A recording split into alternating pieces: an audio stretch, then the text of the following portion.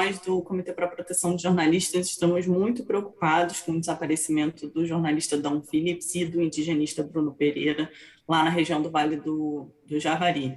É absolutamente essencial que as autoridades brasileiras atuem de uma forma contundente, coordenada, para localizar o paradeiro de ambos e que concentrem realmente esforços em operações minuciosas de busca e que investiguem exaustivamente o caso. Infelizmente, aparentemente, o que a gente tem visto é que a resposta dada pelas autoridades brasileiras, segundo os relatos da própria imprensa, é que essa resposta tem sido insuficiente, né? Que as Forças Armadas teriam demorado a se juntar às missões de busca. Há alguns relatos também de que são os próprios indígenas que estão realizando a maior parte das ações de busca. A Defensoria Pública da União chegou a entrar com uma ação civil para que o Estado garantisse essas missões de busca. Então, é um cenário bastante preocupante. Alberto. Pois aproveitar aqui a presença da Renata, né, nesse dia tão importante, né, como hoje, um dia simbólico, e infelizmente com esse caso que preocupa a todos. Eu queria, na verdade, primeiro saber o que a Renata achou desse pronunciamento do presidente, se ela vê de alguma maneira um descaso dele como autoridade máxima do país, né, como servidor público número 1, parece mais preocupado em não em incentivar as buscas, mas sim de criminalizar quem estava lá defendendo os povos indígenas, defendendo a floresta. A gente não pode cair nessa armadilha e perder o foco do que é realmente relevante. E o que é realmente relevante é que tem um jornalista e um indigenista desaparecidos desde domingo de manhã. Essa é uma região de conflito e o desaparecimento deles nessa região não pode ser dissociado do fato de que essa é uma região que sofre com invasões de terras indígenas, com mineração ilegal, com atuação de grupos criminosos e que lideranças indígenas e as pessoas que denunciam essas violações dos direitos indígenas, não só no Vale do Javari, mas na região amazônica como um todo, sofrem retaliações por fazerem essas denúncias de violações. Os jornalistas que cobrem temas socioambientais, eles têm um papel absolutamente fundamental em denunciar crimes ambientais, em denunciar invasões de terras, grilagem de terras, mineração ilegal, e com muita frequência a gente vê que esses jornalistas, por fazerem essa denúncia, sofrem ameaças, ataques, agressões. O que a gente espera de autoridades públicas responsáveis é que elas atuem para investigar esses ataques, responsabilizar esses ataques contra os jornalistas e romper com esse ciclo de violência contra jornalistas.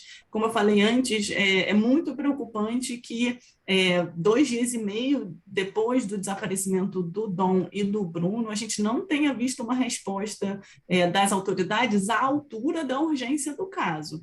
Em casos de desaparecimento, é absolutamente essencial que tenha uma resposta célere, né? A celeridade é central em casos de desaparecimento, e a gente não tem visto essa celeridade por parte das autoridades, então muito importante que a sociedade como um todo mantenha a pressão sobre as autoridades públicas, cobrando que garantam operações de busca, operações minuciosas, ampliadas, todo o esforço necessário para localizar os dois e investigar o que realmente aconteceu. Nesse momento, Renata, você acredita que essas investigações, essa busca, ela já está acontecendo de uma maneira adequada, por mais que veio de forma atrasada, e mais, há um agravante, né, que são as ameaças, que principalmente o Bruno Pereira vinha sofrendo, né, em relação a todos esses trabalhadores ilegais, essa ação ilegal nessa região da Amazônia? Olha, é difícil, são tantas informações diferentes circulando sobre como estão acontecendo as buscas, que é difícil a gente fazer uma avaliação nesse momento. Mas a gente tem que cobrar as autoridades que prestem contas sobre qual está sendo a resposta delas sobre esse desaparecimento, né? Então, aí não só a imprensa, mas a sociedade como um todo tem um papel de cobrar uma resposta das autoridades e que essa resposta seja transparente, ou seja, a gente precisa saber de fato como essas operações de busca estão acontecendo, como essas investigações estão acontecendo, porque tem diferentes informações, às vezes até contraditórias, circulando. Então, a gente precisa realmente que o Estado não só dê uma resposta adequada, mas que também seja transparente em relação a como está agindo e preste contas à sociedade sobre a sua reação. E eu queria falar sobre um ponto que você levantou agora, Diego, que é a questão de casos de conflito e situações de ameaça, né? Muitas vezes ataques contra ambientalistas, defensores de direitos humanos e jornalistas são precedidos por um cenário de ameaça. E o Brasil não tem hoje um mecanismo operante e efetivo de proteção a defensores de direitos humanos, ambientalistas e comunicadores. Até existe no papel um programa, mas na prática ele não funciona. E, mais uma vez, essa inação do Estado, nessa falta de ação do Estado em garantir mecanismos de proteção para defensores de direitos humanos, ambientalistas e comunicadores, que resulta também numa escalada de violência.